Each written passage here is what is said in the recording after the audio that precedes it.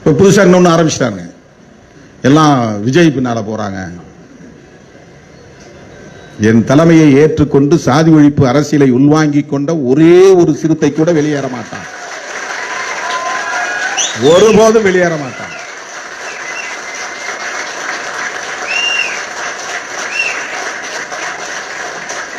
அதற்கு வாய்ப்பே இல்லை.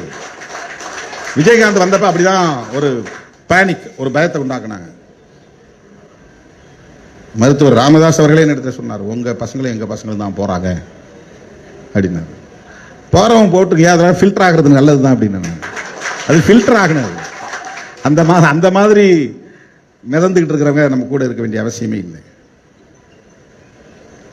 படையில் நன்றாக தேர்ச்சி பெற்றவர்கள் தான் இருக்கணும். அது படை, நாம் நடத்துறது படை, நாம் நடத்துவது படை. கொள்கை